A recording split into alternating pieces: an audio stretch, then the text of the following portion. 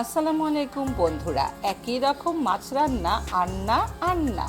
আজকে করে দেখাবো একটু নতুন ধরনের কাতলা মাছের কাবাব। তার জন্য আমি এখানে কয়েক টুকরা কাতলা মাছ ধুয়ে পরিষ্কার করে পানি ঝরিয়ে নিয়ে নিয়েছি।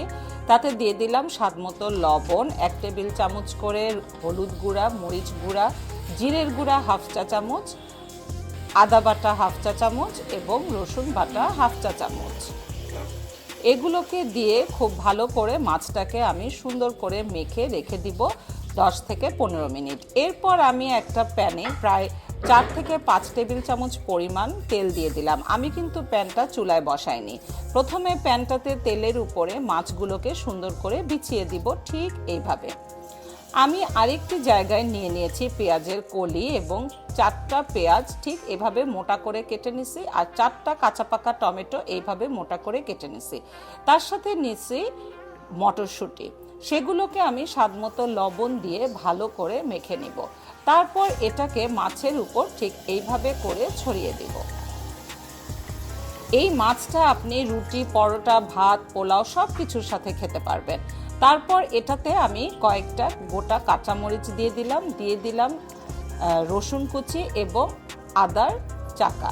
এটা দিলে যখন আদা রসুনটা মুখে পড়বে খেতে কিন্তু ভীষণ মজা হবে।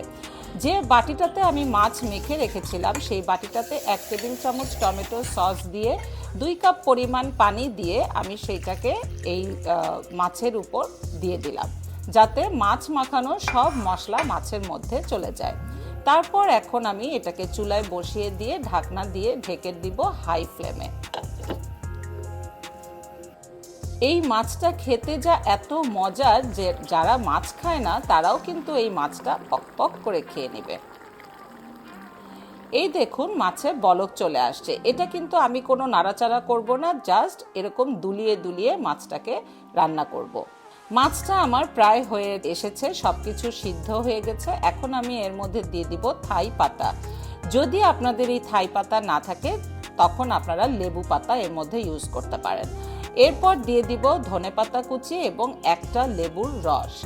বিশ্বাস করুন এতে ভীষণ সুন্দর একটা ফ্লেভার আসে। তারপর আমি আবার এটাকে কিছুক্ষণ ঢেকে দিব একদম লো ফ্লেমে। বাস হয়ে গেল আমার মজাদার, ইয়াম্মি, টেস্টি, আনকমন মাছের কাবাব। তবে আজকে থেকে কিন্তু এরকম করে মাছ রান্না করে কমেন্ট করে আমার চ্যানেলে জানাবেন কেমন হলো। ভালো থাকবেন, আল্লাহ হাফেজ।